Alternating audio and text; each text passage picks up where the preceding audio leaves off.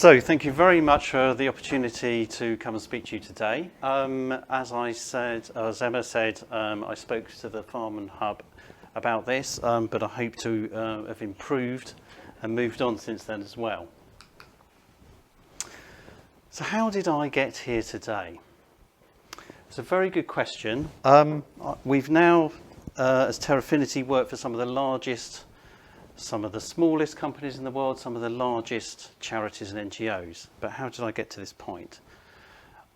If you can imagine where I was brought up, in Great Bookham on the North Downs on the chalk, and I used to go and play in a lovely hazel coppice woodland.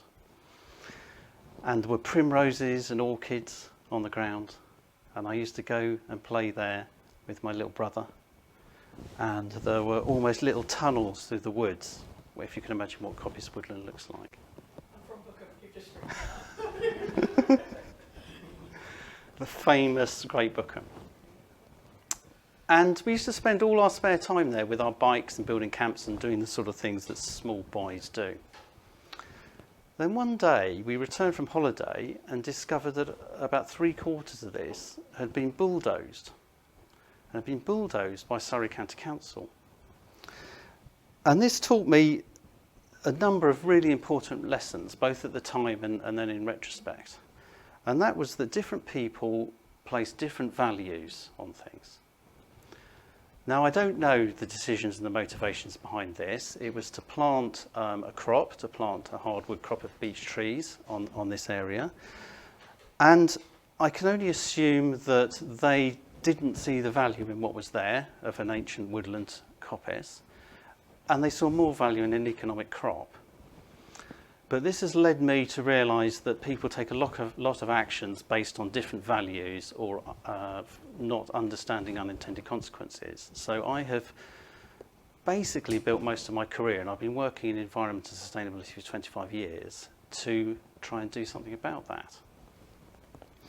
And that's what's brought me here today. And what I do is work with people to understand unintended consequences and impacts, and to try and build a world where life can thrive rather than be undermined by what we do. So, what am I going to cover today in the next, we're already a bit behind schedule, 40 minutes or so. I will speed up. What is sustainability and why does it matter? I'm going to delve into that a bit. It's not all that good news, I warn you first, but we will come out the other side of that and start looking at why it matters for businesses and what it is you can do about it. And after the break, I can help explain a process to you that you can use to develop a sustainability approach in your business that makes sense for you. And if you run through that, you've got a ready-made both approach and policy you could use for sustainability. So I'm going to turn to a very practical focus by the end of the talk. So what is sustainability? Is it just about the environment? Hands up if you think it's just about the environment. I'm not trying to catch anyone out here, by the way. Is it just about the environment? No? Okay. Yes, it's about people, social issues. Do you think it's just something that governments should deal with? No. Does anyone think that? No. Okay. If you leave it to the government, it doesn't get done, does it? But isn't it just isn't it too big to be dealt with by anyone else? Isn't it something the government should take the lead on? Take the lead maybe, but then they've got to do it in a way where everybody wants to follow, because they come about it in the right way. Yeah, definitely. Your personal belief out of it. Is it then something citizens and consumers should be interested in and bothered about? Yeah? What about companies? Should companies have anything to do with it? And is it the job? Is it actually too big and complicated for small businesses? Should it just be large corporates like some of the ones I had up on the screen earlier that we've worked with? No? No? Okay. It is, yeah. So small companies too? They have a place? Do you think they can have the same impact as large companies? If they've got enough, if they have enough voice. Yep. So if we take into account things like the compound effect, as Emma said, that a large part of the economy is small businesses. So if we can have some significant changes amongst them as a group, then we can have some significant impacts come out of it. So is there anything else that I've missed that sustainability means to anyone else at the moment? As individuals as well. Mm-hmm. So there's some individual responsibility, as well as different groupings and social organisations like companies, governments, other civil structures. Okay. So I'm using the word sustainability. What does it mean? Now, there's no firm, universally accepted definition of it. The closest is what comes from the Brundtland Commission over 30 years ago. And I just want to look at this for a moment. It uses the term development. Now, sustainable development as a term is probably on the way out, or the development element of it, because it really just means in the activity. But it's development which meets the needs of the present without compromising those of people in future generations.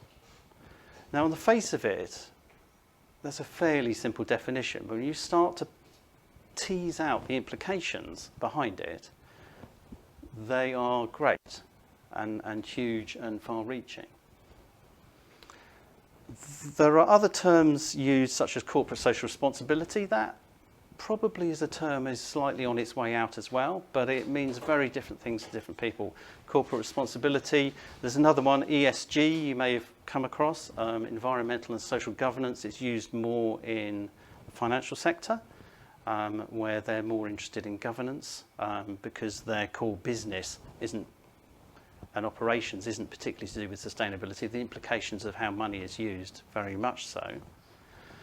But really, all these terms, at the end of the day, tend to mean the same thing. They mean balancing environment, people, and economy in some way, in relative terms, over time as well.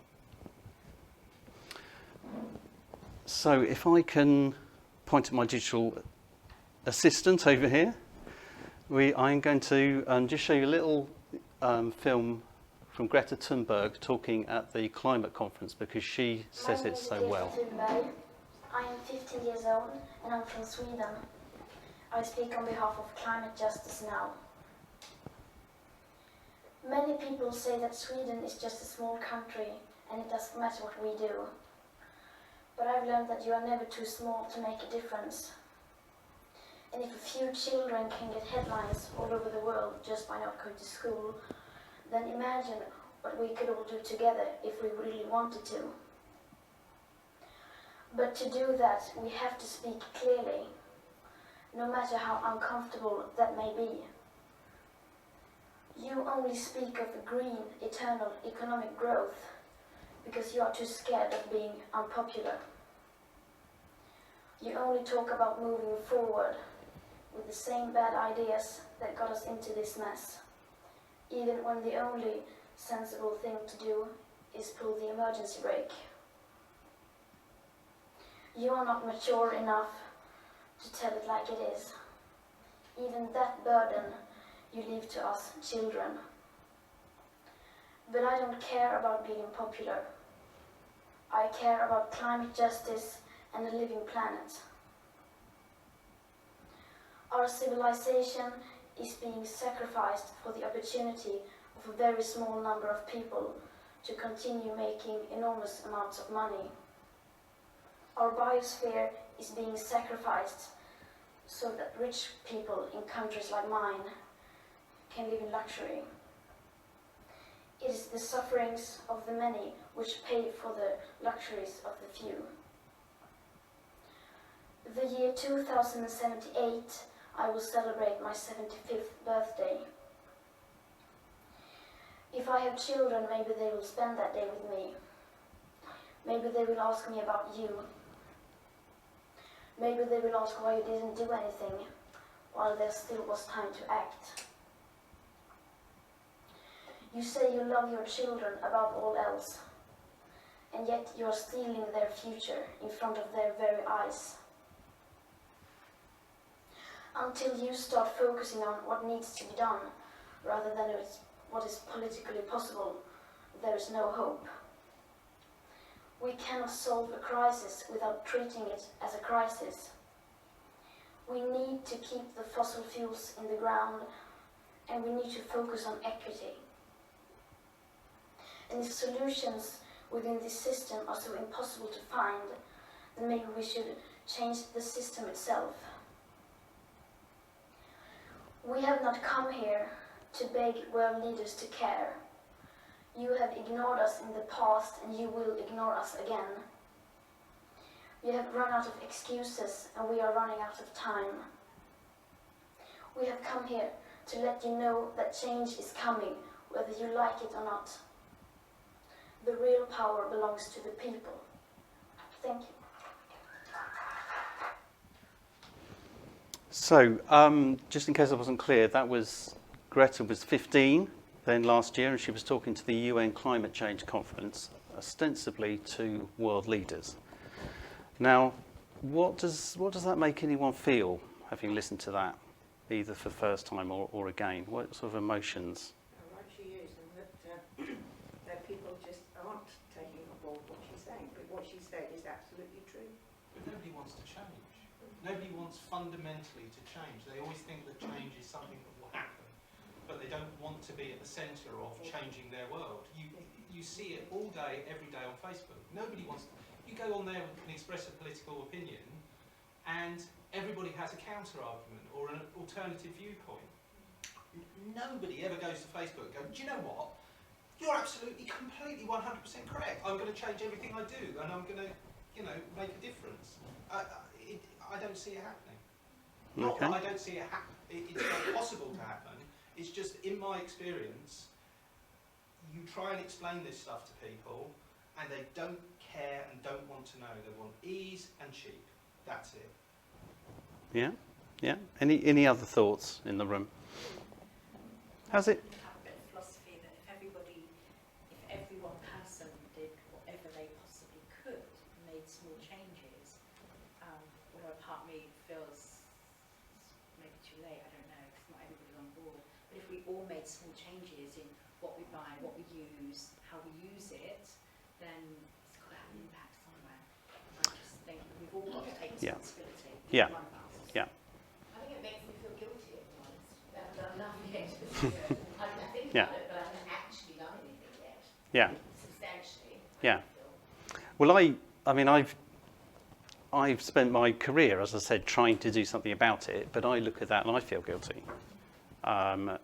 Very much so. She's right. I haven't had enough impact, and neither of other people. Change is happening. It is happening all the time. Like it was a few weeks back. The UK used no fossil fuel for they ran for 2 weeks. So the change is happening. Yeah. But not quick enough. Yeah. There are changes happening. So I'm going to look a bit more about why and go beyond climate, that I think change is going to be forced on us anyway, whether we like it or not. So these are some slides from something called the Great Acceleration. I've got 2 or 3 that are going to look at in more detail, so don't worry if you can't read them all here. But basically, on the left, we have a load of socio and economic trends, and on the right, we have some Earth system trends, so what's happening to the Earth. They all have the same scale, so they all run from 1750 up to 2010, and the red number that's highlighted with the dotted line is 1950. Okay, so 70 years ago. Now, we need to remember that correlation doesn't equal causation, but I think there's a very powerful story being told by these. And the change that we as humans are having on the planet is so great that a group of scientists looking at global change have suggested that we actually have a new geological age called the Anthropocene, because the impacts we're having are at the scale of change you would normally get in a geological era. And they've been happening, I mean, looking at that, in the last 70 years. Not millions, not tens of millions, 70 years. So let's look at this in a bit more, just a few examples, not particularly picked any, with any particular point in mind. Here's primary energy use and the growth since 1950. And bearing in mind, notwithstanding what we just said, to date, the vast majority of that has been fossil-based, and there's a bit of nuclear as well, a small amount of renewables. But that's the change in scale of energy use globally. Paper production is another example. This is all available if you want to go and search for the global acceleration online, and all the references and underlying data and everything that backs it up. Ocean acidification, just as an example. Degradation of the biosphere. This scale here is loss of mean species abundance, which basically means loss of diversity, species diversity. Again, the same sort of patterns. So before we move on and try and get a bit more optimistic, just summarise some of the main global sustainability impacts. Greta was talking about climate change. We've heard about the climate strikes.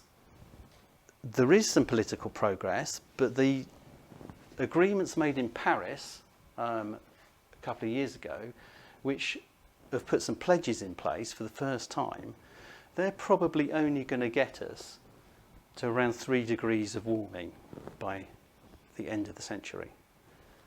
And the safe limit is generally, the scientific consensus is going to be 1.5 degrees, something like that. So the pledges we have in place, which we haven't met and aren't necessarily on target for, aren't going to get us to a safe place. The UN have estimated there's going to be 140 million climate refugees in 30 years' time.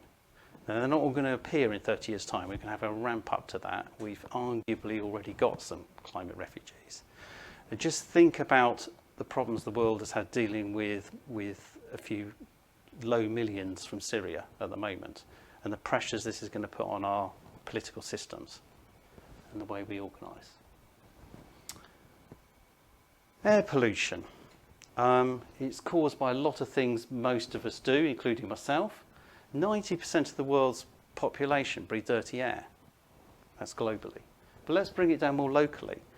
It's been estimated over 30,000 people a year die in the UK as a result of air pollution. That's excess deaths. If you bring it to Waverley, which is the smallest area that we have, it's 56 deaths a year in Waverley, early deaths caused by air pollution. And that equates to 564 person years lost a year in Waverley. It's not the other side of the world. We've heard a lot about land use change. A lot of the Earth systems patterns that I was showing you lead to things like deforestation, land conversion. A lot of forest is lost. Quite a lot's being lost at the moment through fire in Amazon and other parts of the world. What other kind of impacts are we seeing? We're seeing species loss. WWF estimates 70 species are lost a year. But a more telling statistic is that in the last 40 years, we've lost 60% of the abundance, that means individual animals, in the world. So the species might not have gone extinct, but there's an awful lot less of them alive than there were. It says every day, do you mean every day or every year? 70 species go extinct. Unless I made a mistake translating it every day, but I can check that, yeah. I mean, a lot of these things are estimates because we know there are about, I'm probably going to get the number wrong now, I'm just trying to think. I think it's 8 million species estimated there are in the world, but we haven't discovered a lot of them. So a lot of this is imputed. We still don't know. The oceans are still largely unexplored, so we don't really know exactly what's going on inside them. We're losing a lot of soil as the result of the way we carry out farming. 12 million hectares a year is an estimate. And that's generally due to overgrazing, poor farming practices, monocultures, compacting the soils using machinery, a number of other reasons. And the consumption impacts, the things we saw on the left-hand side of the Great Acceleration graphs, are are piling in on top of that. So affluence in particular is driving a lot of these impacts. And we're using a lot of water, food, minerals, and marine resources. Now, against this background, we've got some global social goals. They were relaunched in 2015 as the Sustainable Development Goals. There were some earlier ones called the Millennium Development Goals. And these are targets set for 2030 that I think all global governments have signed up to worldwide. And the 17 of them, they overlap to some extent. They're a framework that a lot of companies use actually to plan and report against, although they're quite difficult to use because of the way they overlap with each other. Huge amount of information out there on them, but there are indicators about how we're doing on them. And it's not a universally bad picture, it's a mixed picture. Just to take a couple as examples, zero hunger, we were actually doing quite well on this until about 2 years ago, but we started going backwards on it then, largely because of rises in food prices in some parts of the world and loss of crops arguably through climate-related impacts. But there's a lot of people go hungry in the world. It's just gone up to about 820 million in the last recorded year. It went up about 50 million. So we're backsliding a bit on that. And likewise, poverty, we were doing reasonably well. There's still a trend in removing extreme poverty, so that's people living on less than $1.25 a day. That's decreasing, but the number of people in poverty, and the indicator set for that is $2.50 a day, is going up. So about nearly half the world's population live on $2.50 or less a day. Nearly half. Yeah, 3 billion. Now, and UNICEF, so there are 2.2 billion children in the world today, and about 1 billion of them live in poverty.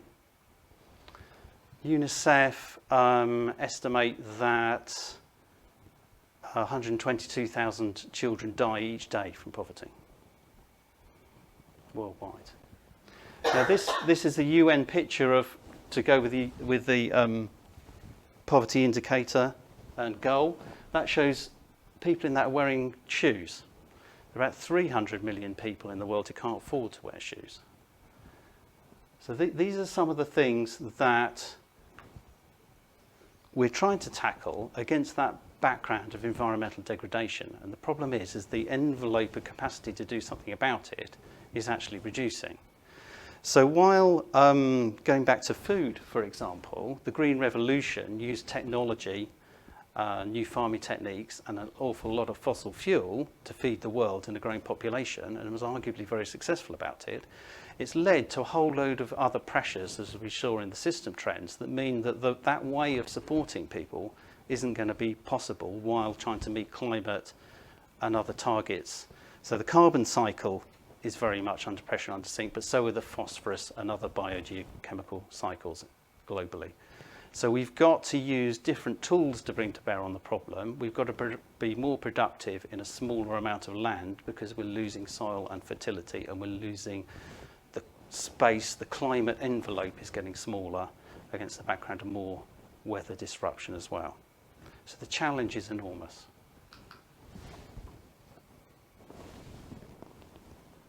So why does this matter for businesses?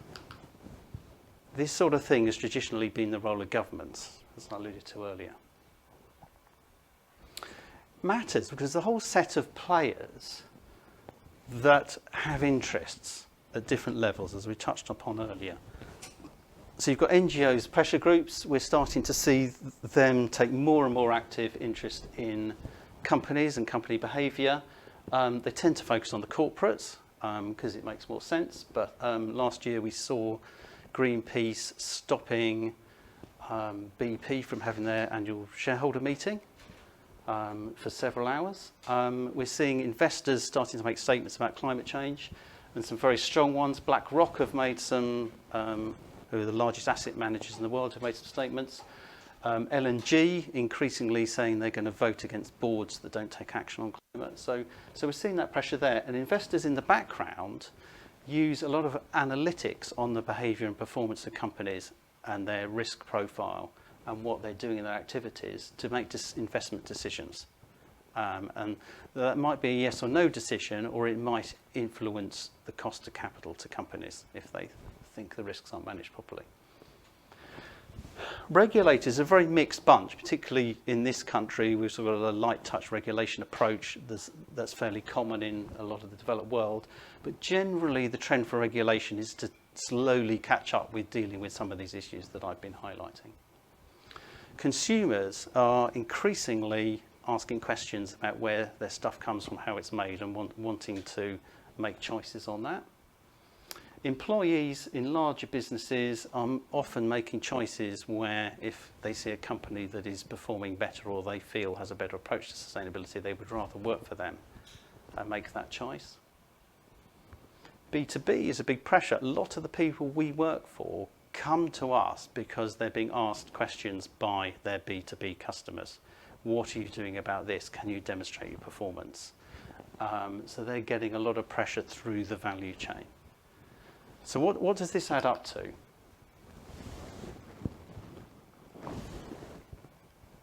We're getting changing societal expectations driven by awareness from people like Greta Thunberg and others, all affecting this environment, all within a greater set of environmental pressures. So this can mean for a number of business models that business as usual isn't going to be a long-term viable strategy. It might be fine in the short term, might be fine in the medium time, but long term, something's going to come and bite for a lot of businesses here. So where do businesses find value in tackling sustainability? This diagram shows four key areas where businesses usually find value. And it will be different for different businesses depending on what you do, what you use, and what your dependencies are. But top left, so we've got two axes. To the left, we've a four-way axis. To the left, we've got short term, and the right long term.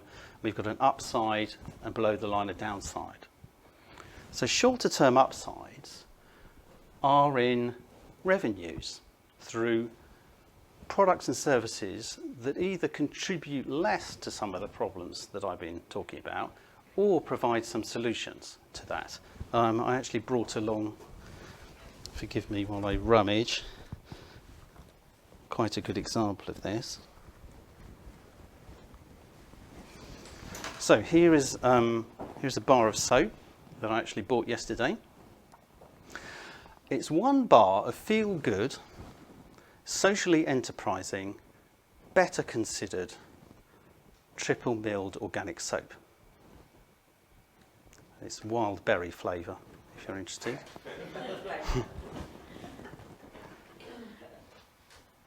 At Becco, we put change in your hands, literally. Every hand cut bar provides jobs for people in the UK who are visually impaired, which I am at the moment, I should put my glasses on, disabled or disadvantaged. Is a whole lot better. So they're making, it has a whole number of other product related claims, made in Britain, vegan, cruelty free, recycled. No, it hasn't actually got recycled packaging, it's got FSC packaging. But a whole number of sustainability related claims in this. Now this isn't cheap. This was £2.60 for a very small bar of soap. Doesn't say anything about it, but compared to hand wash in a plastic container, you're not generating plastic waste if you use some soap. So they are residing up here with a premium product that also has some social purposes. So that can work for some companies. Shorter term downsides that you can address are simply cost efficiencies, really. If you use less stuff, if you use less water, energy, raw materials in conducting your business or the things you buy to conduct your business, then and generate less waste, then you're going to save money. There's a very high correlation between the two. and you will have lower impact. The most important one for many businesses is top right here. It takes a bit longer and it's an upside, but it's working on things that impact your intangible value. Now that relates to brand and reputation, and social and environmental issues correlate very strongly with intangible value, but it's that part of a business, or the value of a business, that isn't on the asset sheet.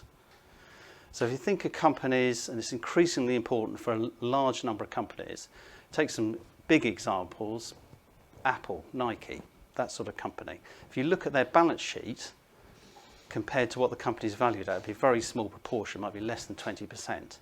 But most of it's tied up in that halo reputation brand area of, and the belief that people have that they will carry on making money for the shareholders and delivering products. And a lot of companies operate in that area and manage their sustainability issues to build their trust and reputation. I haven't shown it here because of time constraints. There's a lot of research coming through from things like, if you look at the Edelman Trust Barometer, about how consumers and citizens are increasingly looking to companies to deliver some of the values they want in the world, not to governments, because they don't trust governments anymore. Trusting governments is going down. But just trust in companies is very mixed, but generally still very high. And then the flip side of that is managing risk. If you manage some of those things and the expectations related to them that I talked about, then you're going to have a lower risk profile, and that can affect your operations, and if you're a big company and you borrow, your cost of capital. So here's an example. I will come on to some examples of a case study of a small company, but just sticking with some big ones. If you bear those areas in mind, eco, design and innovation, cost, risk, trust and intangibles, this is Unilever's explanation of why they are following what they believe is a sustainable business model, or building a sustainable business model. They acknowledge that resources are constrained, and they talk about their 4-point framework, which mirrors that almost exactly. Lower risk, greater growth, lower costs, and building trust. So that's where they're looking to find value.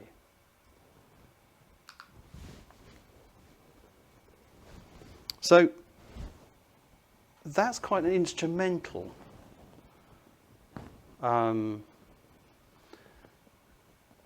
mechanical look at business case and value, but there's an important ethical dimension here. If we think again about, are we passing on problems to future generations? Are we talking about other people in other parts of the world? Where does values, purpose and ethics fit into this?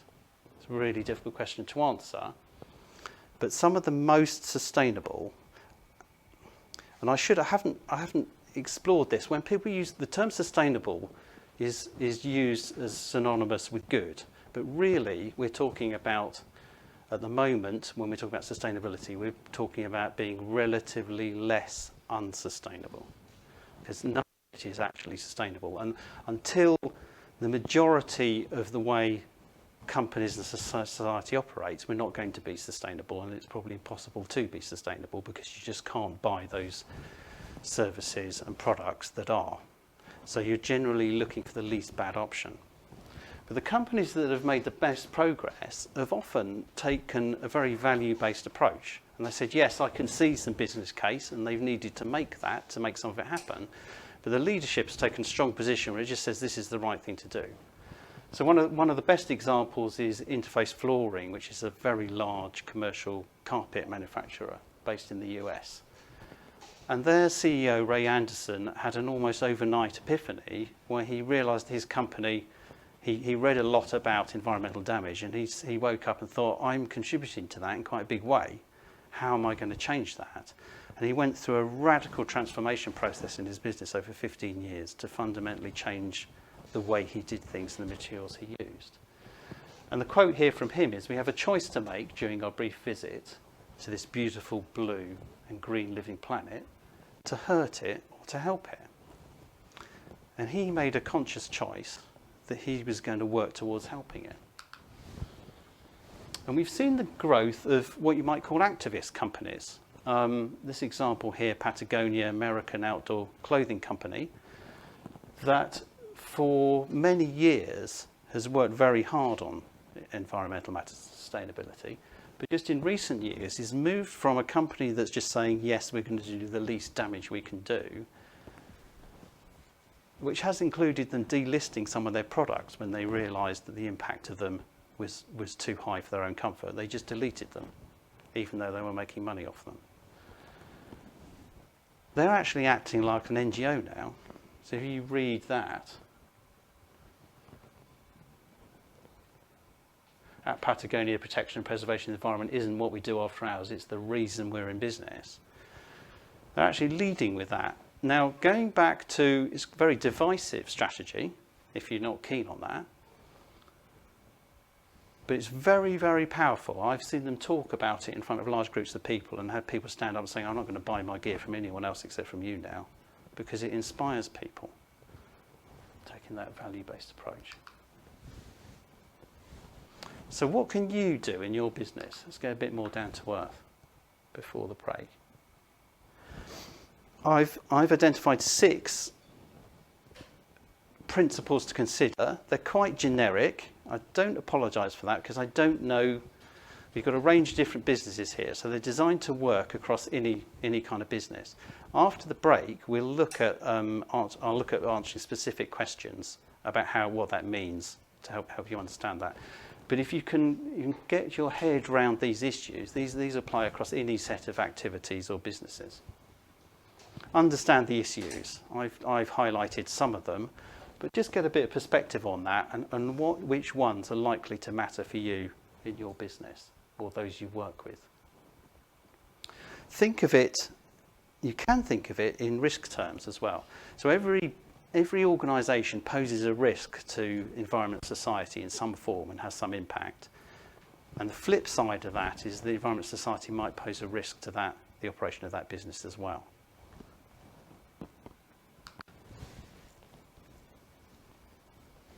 So the first step, if you use anything, whether it's raw materials, energy, water in your business, the first step is to try and use less of it. Try and cut some of it out. And that will save you money generally. Sometimes there's a payback time. And the next one is the stuff that irreducible stuff that you do need to use. Swap it for materials where you can that come from renewable sources. If you're buying something or getting rid of something, let's pick a chair or something, can it be reused? Can you keep its utility before degrading it to a lower level of utility and recycling it or using it for firewood or something like that? So the first step is, can someone somewhere reuse it as a chair? If I need a chair, can I buy a chair that already exists? As a very simple example. If you're into manufacturing, I've put my phone down, but I don't know, phones or TVs, they're full of incredibly valuable and also incredibly toxic materials. So can we start to design production systems and loops that use those, conserve them, and don't let anything dirty out? So we will, till technology changes in a lot of cases, use a lot of very unpleasant materials. But can we tie them up in technical cycles so they don't get out in the environment? Because that's where they really cause the problems. Keep it safe. Does anything you do give rise to pollution in any form? Now, I just run a small office, but the stuff I do, because I drive a car at the moment, and every now and again I have to use an aeroplane. So can you reduce those? If you use, we'll come on to, I'll zip through this because we're getting tight on time. It comes through in the case study. Play it fair. We all, to some extent, whether it's clothes or whatever we buy, often the price that makes them affordable is that it's running at a social subsidy from people on the other side of the world. And I talked about people living on $2.50 a day. the reason is some of the things Stuart picked up on is that we're really relying on a subsidy from other people. So can we do anything about that? Maybe not, but can we start thinking about that? Can we make any relatively better choices?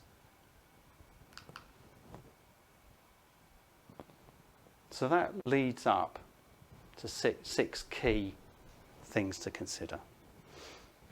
Okay, so just bring it a bit closer, and we are heading towards the end. I'm not going to go hugely over time.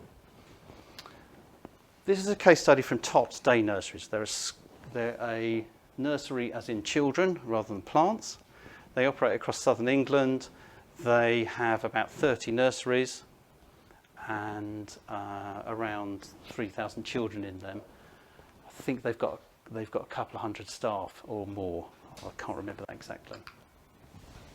Now they hit the headlines on sustainability because they banned glitter inside their nurseries. Wholeheartedly agree. Gets everywhere. It's a pain in the arse. My wife uses it in all the cars. The devil's dust, yes. Now they found themselves on local radio being branded as, and the local press being branded as killjoys. You know, political correctness, health safety gone mad. What on earth are you doing? Why can't the poor little children use glitter? And they said, well, look, we actually care about sustainability, and we care about the plastics issue. The CEO and founder of Tops Nurseries is actually a diver, and she is very aware of the marine pollution issue. And she thought, hang on a minute, there's stuff in my business that I use and give rise to that undermines my personal values. When I come and think about it and look at it, we should not be using glitter. It's also an inhalation hazard if for anyone, but including small children. And it's based on plastic, just to be clear, most straightforward glitter. It also might have mica in it, which is generally mined by children in horrible conditions across the other side of the world, and other things that are problematic. So they just explained this, and they turned round what looked like a bad news story to them to suddenly getting a really positive message out that did them a lot of good. On the back of that, they said, okay, we'll ask what our customers think. They did a survey and found that 86% of their customers wanted them to do more on sustainability, and there was a strong alignment there. They also thought about how they impact on these issues and realised that one of the biggest impacts was a positive one they could have on the children. So in the way that they put them in nature and the way they do education with them was a huge opportunity for shaping their attitudes to sustainability. So what kind of things? They started looking at the stuff they do, the activities inside their business and what they use, which is the first step. And they realised that they did an awful lot of printing, both internally, and they would give welcome packs to prospective customers and parents that joined. So they just stopped doing that and they emailed them. And they went through removing some printers in their offices, swapping to black and white, putting usage caps in the hardware and the software of the printers to stop people printing and make them think. And they save £40,000 a year just by rationalising that. They realised they had 5 or 6 staff. They were paying around £300 mileage expenses a month to use their own cars. So they stopped that. They leased some electric cars and gave the staff the electric cars, and they're sign written as well. So these electric cars gliding around the community, sign written, giving a positive message for them. That was largely more or less cost neutral to move, in actual fact, which is pretty good because electric cars are expensive to buy. And they did work on other things. They realised they're using a lot of energy, so they did the normal things like use turn-off stickers, add LED lights. One really simple thing they realised after doing some energy audits, that a lot of their nurseries, they use them Monday to Friday, they had 7-day timers on the heating and hot water. So they were running heating and hot water at the weekend. So they put in, and they're pretty cheap, 7-day timers, turned it off at the weekend. It's 15% energy saving overnight by doing that. They looked at the use of single-use plastics. Now the staff were serving food to the children in plastic aprons and gloves. And they said, well, it's health and safety, it's hygiene. And as someone pointed out, have you ever been to a restaurant where they serve you in a disposable plastic apron and gloves? And if you did, would you go back? Now, perhaps counterintuitively, they've actually, except for the staff that really don't want to do it, or if there's a child's particularly ill, they actually don't use gloves now to change nappies. Now, again, if you think about it, if you're changing your own child's nappy, you don't use gloves. I mean, they do it. They do if the. Sorry.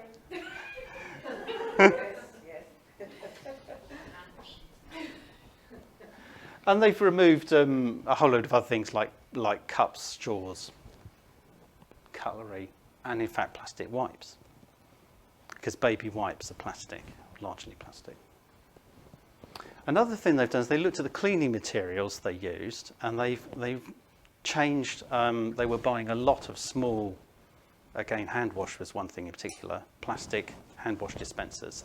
They've gone to buying in bulk, in concentration, and then either refilling or, in fact, on basins and nurseries, they're now using soap on a rope, in actual fact, so children don't make off with it. And they've cut down the amount of plastic arising out of that hugely. They've also looked at the composition of those cleaning materials, because a lot of cleaning materials are toxic to the users and leave residues in the environment they work in. So they've used a lot that are based on green chemistry. Green chemistry is a discipline that looks to get the same utility out of chemicals that we have with conventional ones, but reduce greatly the environmental damage and the human health impacts from the chemicals. So it's a completely scientific approach, but it's one that puts that safety and lower toxicity as a design criteria in it. There's actually a company called Enjo, E-N-J-O, and they use a particular cloth and structure of the cloth to provide the same cleaning with bleach. And it's an Austrian company, and they've moved some of the hospitals over in Austria to these cloths. Mm-hmm. And it means that they've vastly reduced the amount of chemicals being used in wards with vulnerable people with compromised immune systems. They found that that's had a positive impact on recovery rates. Yeah. Just to switching to cloth rather than a disposable and a bleach. Yeah. So there's been some research, for example, we probably all use them, trigger sprays now, say with antibacterials in. When you're using a trigger spray, which is a relatively recent introduction. I mean, we had aerosols before, which were worse, but before that, we tended to have liquids in bottles and we'd put a bit on. When you use an aerosol, you're breathing that in, a relatively low quantity of it, but each time you're spraying that, you're breathing some of it, and you're leaving that aerosol in the air for other people to breathe. And that stuff is generally a biocide, which means it's designed to kill bacteria and other things, but it also means it's not very good for you. And we are living ecosystems. A lot of us are bacteria, whether we like it or not. A lot of them good. But if you think of people as a single organism, we're actually walking ecosystems. They looked also at waste reduction, and they've got a lot of waste food. That's their mainstream there, because they have a lot of children, and children waste a lot of food, however hard you work at it. So they split that out of the stream, and they put that in anaerobic digestion now. So that's vastly improved their waste figures, but also the environmental impact of how they dispose of their waste. They also just looked at changing their waste collection contract. So they realised that a lot of their bins were being picked up on a weekly basis, whether they were full or not, and they were paying for that removal, whether they were full or not. So they changed and reorganised their contract by dialogue with their waste supplier. So that brings me to the end of this part of the talk. As is traditional with Hub things, I do have an offer for you, and it's an entirely free offer. If I can pass around some feedback forms, please give me some feedback, even if you don't want to take the offer up, because I'd love to hear what you learned. I've developed.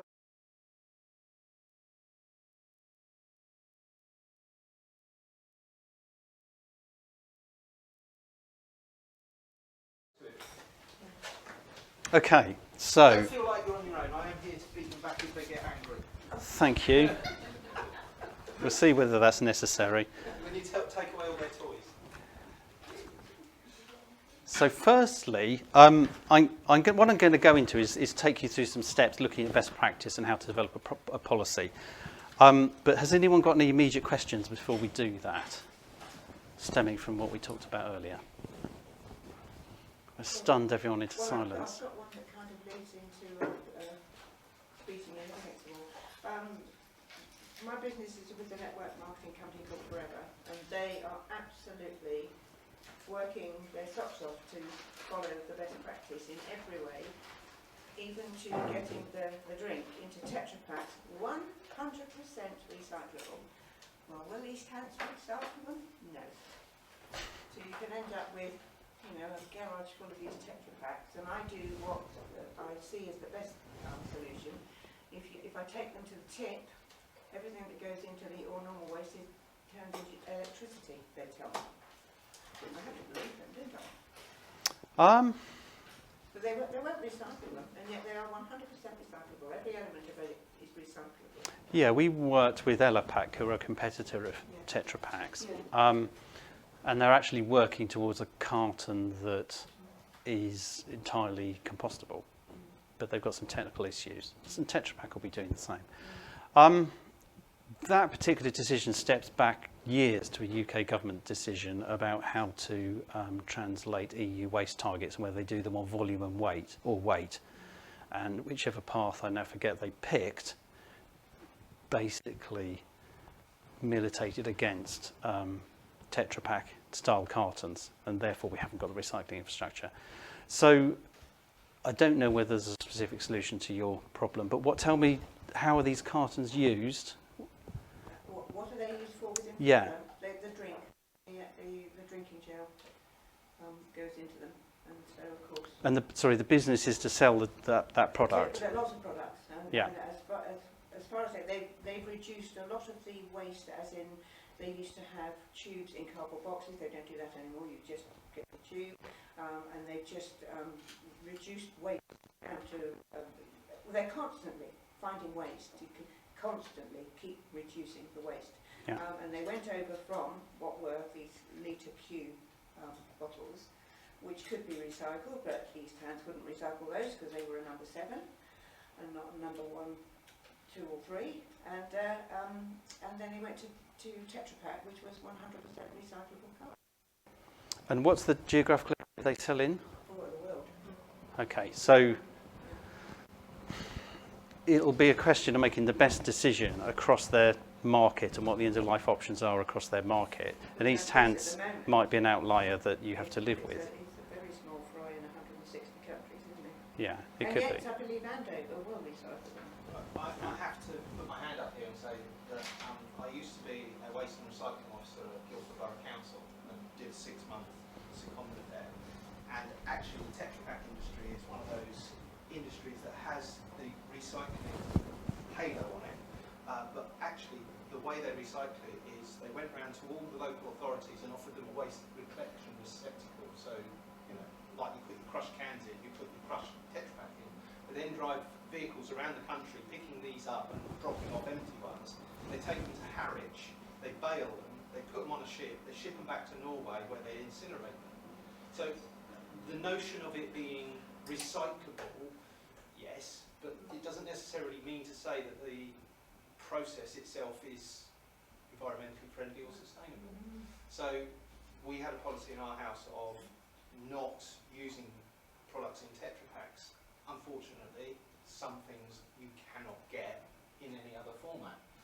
So we, put them in the rubbish and they get incinerated. But that isn't a long-term solution, So am I right in continuing my policy at the moment, which is to put them in the bins where they say everything in this bin will be generating electricity? Yes, not all the councils took up the offer of the receptacles because they said, well, where do you want us to keep them? it's your waste, you take it away, and they didn't implement it. So there were a number of political decisions there, but if you put it back in the waste, squash it as flat as possible so the volume isn't there, and unfortunately it has to be incinerated if that particular product doesn't come in any other format. I mean, it can be very complicated. So we've got other things making it even more complicated now. So people are bringing in compostable coffee cups, for example. You might have seen them. If they go in most recycling streams, they contaminate them. So they're actually probably worse, arguably worse at the moment with the current practical infrastructure for the environment because they mess up the recycling stream. But if you have a commercial composting stream they can go in, then they're better. But they require a separate stream to operate to do that. So, and then the classic argument of glass milk bottles being delivered to your house. In a lot of cases, environmental impact of them is higher than plastic because we move everything around with diesel. You have to heat a lot of water to wash them. There's other parts of the distribution chain, even if the end point is electric, and most of them actually aren't these days. You have to use an awful lot of hot water to clean them, to get them back, and you have to carry the bottles to and fro. Most of that is run on fossil fuel, more fossil fuel than it takes to make a PET plastic milk bottle. And the glass recycling says no milk bottles. Yeah. So it's complicated. The answer which one's better, it often comes down to a specific, quite complicated piece of work in any given situation to go how long are the supply chains, is the factory using renewable energy, a whole number of questions before you can go one's a bit better than the other or a bit worse than the other, I'm afraid. So that often aren't simple answers. The milk issue is do you support your local business or a big business? Yeah, So there's that too. there's that sort of- There's a lot of apples and pears decisions in sustainability. Yeah. And often, so people give you their coffee cups, and I use them as my plant pots, and then go straight in. So Yeah. You want to take them out before the plastic layer breaks down, and you're creating macroplastic issues. Yeah. yeah. So, any other questions at the moment? Well, do come along with any if you have any. So, what I wanted to do was try and equip you, if you're interested, in how to develop a sustainability position in your business or other businesses you work with. And just to give you a little bit of context, this diagram describes what best practice looks like. So if we're asked what's the sustainability performance of a given company, we will look at each of these elements and put that in our report for people. But we also use it to say this is the things you need to hit if you want to demonstrate good practice. So I'll really quickly go through those, and then it will be clear what the steps in the policy and your handout mean.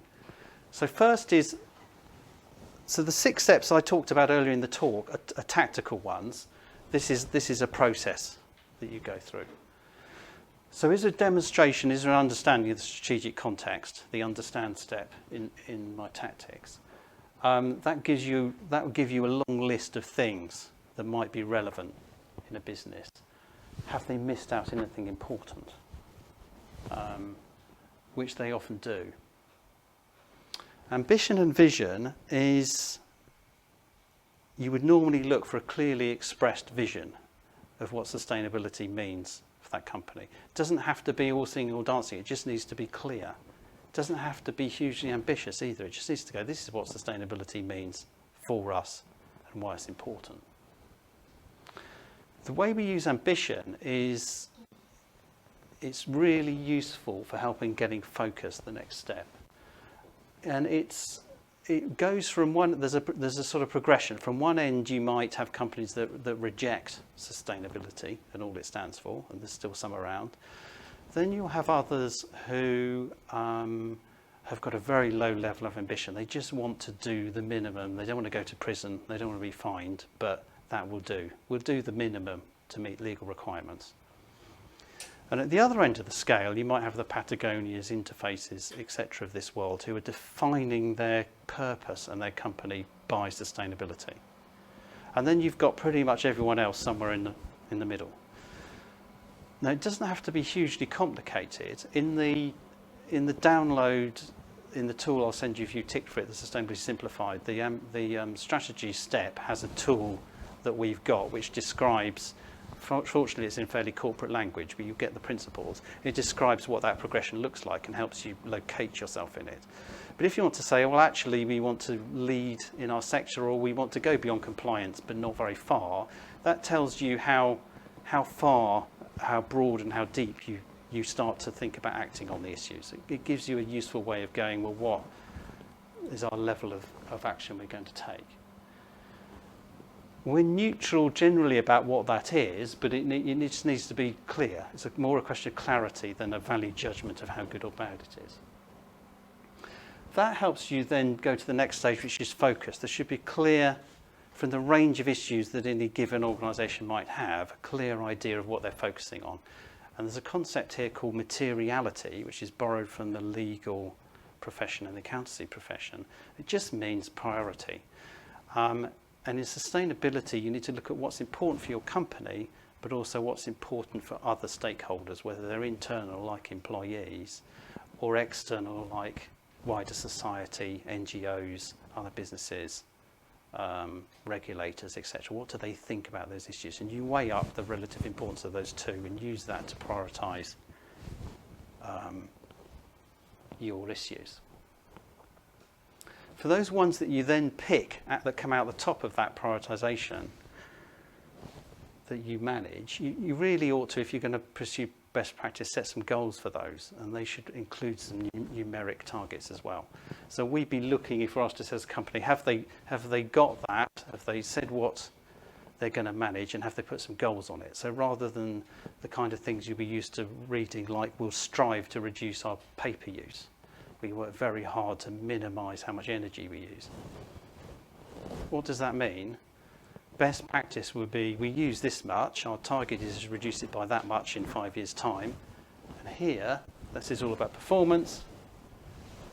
In the communication step, here's how we've done on it in the last few years. This is where we've fallen down and it was difficult because of X, Y, and Z, we're going to do something different. Here's where we've achieved our target and we're setting another one. So that's what best practice looks like. Where do you start? So given, you should all have, if you want it, a sheet which sets out a whole number of steps related to that. And if you go through those, you could probably, at the first stage, you could probably sit down for an hour or 2 hours, answer those 7 different steps, and that will give you both the framework for an approach and a policy. If you've got something to say about each of those areas, you can write that up into a 1-page sustainability policy. So I'll really quickly go through those, and then what I'd like to do is just try and explore them and answer any questions, so that if you're interested in using that, you're best equipped to do that. So a good way to work out what issues are relevant to your business is actually to start with, and this is represented by the box on the right, the activities, to think about the different kind of things you do and you use in your business. So if you manufacture something, what are your raw materials? If, like many of your services, well, what do you use in a thing in any significant? It might be you don't really use very much, but do you use paper? Do you use water? Do you use energy? Do you use transport? What are the different things you do? And just get a long list of those. And they say, well, what issues come out of those? So it might be, well, we use a bit of energy, we use some paper. There's probably some pollution impact of the transport we use, that sort of thing. Second stage is the ambition. I thought about, well, how do I just want to get everything straight, not poke my head above the parapet, or do I want to do something more ambitious? Just have a think about that and what it means as it relates to your wider business strategy and your wider business values. It needs to fit. It doesn't have to be exactly at the same level, but it needs to be a reasonably comfortable fit.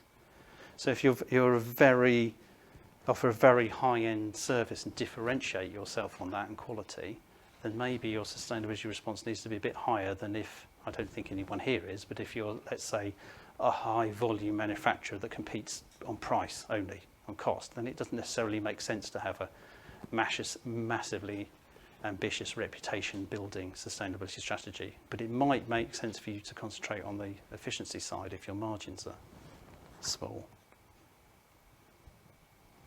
Some of the principles you need to bring to bear on that is look at the whole business, look down, even if you don't dwell there, look down your supply chain, if you have one, and think about end-of-life issues as illustrated by the cartons. So where do they go afterwards? For example, when we were working for a carton manufacturer for Elopac, they were looking at their raw materials, which there's polyethylene in them, they're the same composition as Tetra Paks. So there's an oil-based component there. They've got aluminium in them, so there's a lot of energy issues related to aluminium foil. A lot of logistics moving those materials around. They then got an operational one, the impacts related to manufacturing those. Then they've got logistics to supply them to distributors and customers, and then there's the product in use by the customer and the disposal of it, all given rise to by that company and its operations. But most of the impacts are actually upstream and downstream, not in the operations. That makes more difference for anyone that has a product than a service. So think about your ambition in terms of those principles, then go through a prioritisation exercise. And that's really just saying, I've got these long lists of issues, this is how much I want to, kind of level I want to respond at. What are the things that are most important? Try and get that down to something that's manageable. If you've got quite a long list, then it's absolutely fine to go, I'm going to tackle 2 for a year or 2 years, and then I'll if that goes okay, and maybe I'll add some more in. But get started on something. We haven't got a flip chart, so I won't try and describe how to do that. But there's a simple way of going through priorities, which is to put up a 3x3 matrix with a horizontal being impact on the company. You can draw this if you want. 3-way matrix. Horizontal is impact on the company, and it goes low, medium, high. Vertical axis is impact on other external stakeholders and society. Low, medium, high. Draw the grids in. Have a think. You can do it on your own. It's much better to do it with some other people. It works really well as a workshop exercise. Or you can just do it with a few people that know how your business works. Or you can do it collectively. Get an opinion on where those issues sit. So let's say it's air pollution from transport. Is it important to me? Impact on the business might be low, but it might be relatively higher for other people. And then look at what comes out top right in the top 4 boxes that are sort of high or medium for both externally and internally. And those are likely to be the things you should focus on. Or the things, that are very important to you yourself. The next step is to think about how you manage those issues. If you apply basically the 6 steps that I went through in my presentation, can I remove it? Can I use less of it? Can I swap it for an alternative? So, for example, after the talk at the Farnham Hub, 2 people went away and swapped to renewable energy suppliers for themselves and their business, and contacted me after and just said, I've done that. So there are, some steps like that. Just think about how you're going to manage them. The tactics come out of those 6 steps. Who's going to do it? It might always be you, but if there are other people in the business who might do that. Think about how you might demonstrate performance. Now that might be a step too far. It might require you to go and measure or find out a bit of information like, actually, I don't know how much energy I use. I'm going to go and look at my energy bills before I decide something about that. But think about demonstrating some performance. If you're a very small business, it's not as necessary for a larger one. But again, if you want a really meaningful policy that someone looks at it and goes, yeah, I can see that's really serious, then stepping at least partly into demonstrating how well you're doing would be a really good step to take. And then communicate all that. If you write something about that, which is what the back of this is. But if you write a statement, and it might be the equivalent of 1 page for a small and straightforward business, and say these are the issues that are of concern and intersect with me. Statement on your vision and what it means for you. It's important for my business because X, Y, and Z. As a result of that, these are the priorities. These are the things we're going to look at and do something about. A little bit on how you're going to do that. Maybe a year later, how you've done on that. That is a sustainability position and a policy. If you want to make it a policy, sign who's responsible for making that happen on the bottom, put a date on it, and shove it on a website. It's almost as simple as that.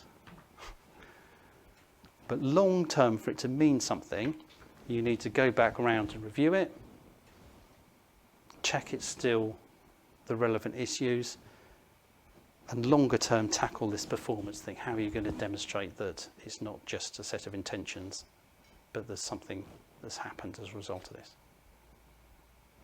So going back to the case study from Tops Nurseries, arguably they're not all that good at doing that. They haven't done it very systematically, but they would have a number of things to do. So they could say, we've saved this much paper, we've saved this much money, we've saved this much electricity, we've saved this much carbon impact from this set of actions.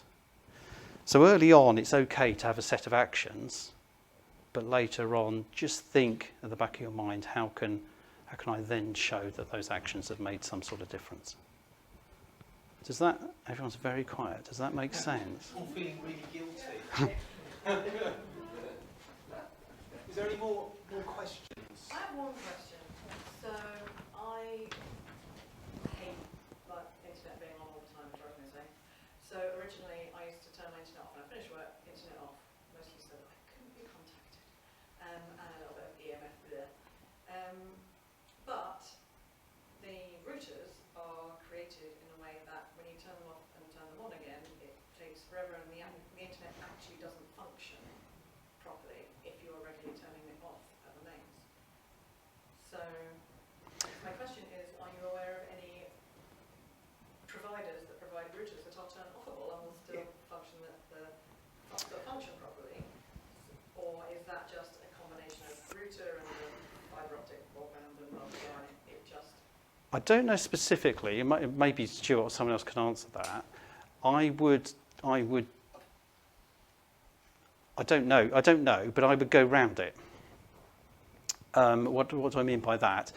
Routers don't use very much energy. It could be that there's some energy management you could turn on them, although it's unlikely. I mean, they're going to use a few watts. There'll be other things you could, depending on your environment, you could turn off or use less of. Like whenever I put my thing in, they always come, are you sure that's what you use? So and they're always questioning my input. With most electrical and electromagnetic systems, a majority of the degradation in that system happens when you're switching it on and off. So our resident engineers, if you switch a motor on, all of the initial start-up on it, that's where the wear happens. Constant operation.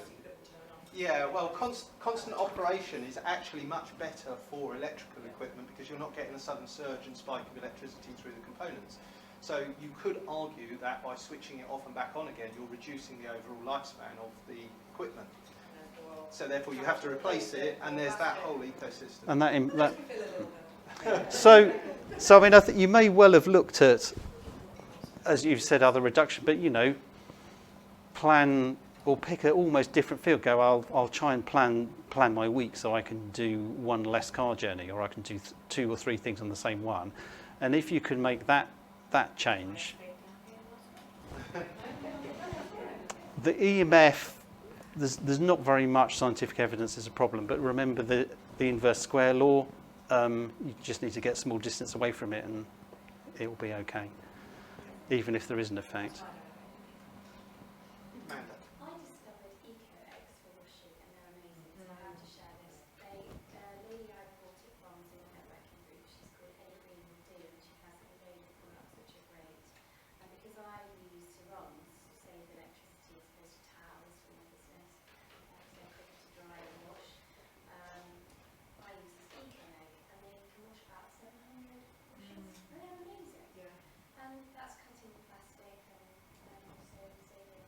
all sorts of laundry aids. Yeah. There's also I forget the name of it. My wife swears by this particular bleach, which is not harmful to the environment, and just a capful of it in the whites, and then you hang it out and you bleach. You know, it reacts with the sunlight. Just incredible, and it's getting rid of a whole load of negative chemicals that are going into the water supply. And they're in the factory as well. You can make your own, a lot of your own products. There's lots of information out there for alternatives, which are... There's lots of information. Sometimes, though, you have to look at it twice. So a lot of things that claim to be better are often a lot worse. So, to pick one at random, bamboo clothing, for example, massively worse because of the chemicals used to turn it into rayon.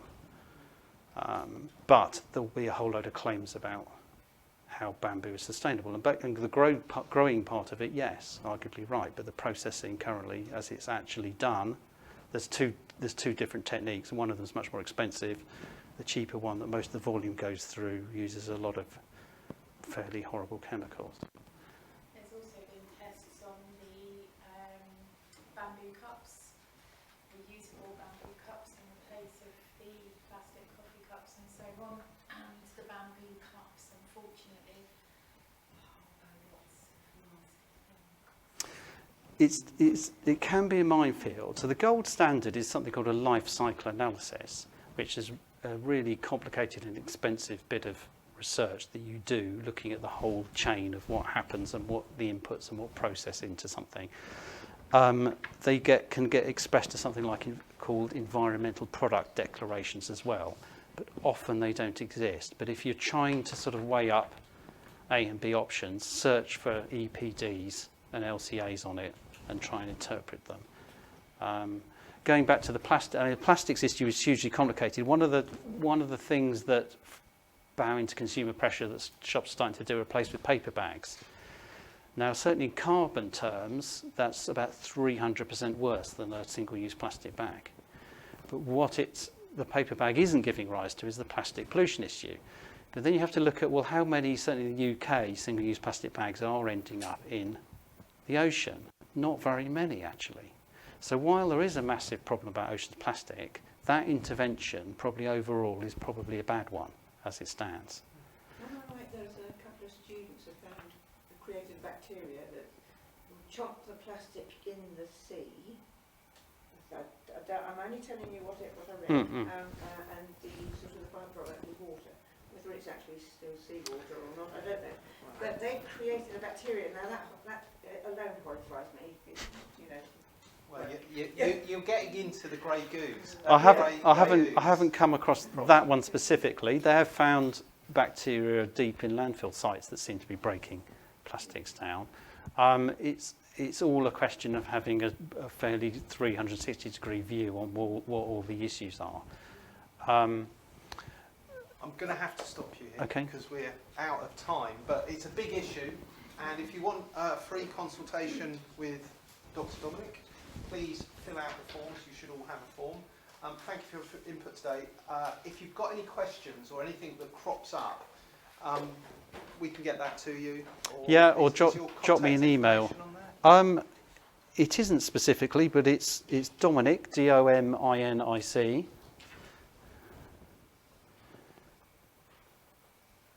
at Terrafinity, TERRAFINITI.com.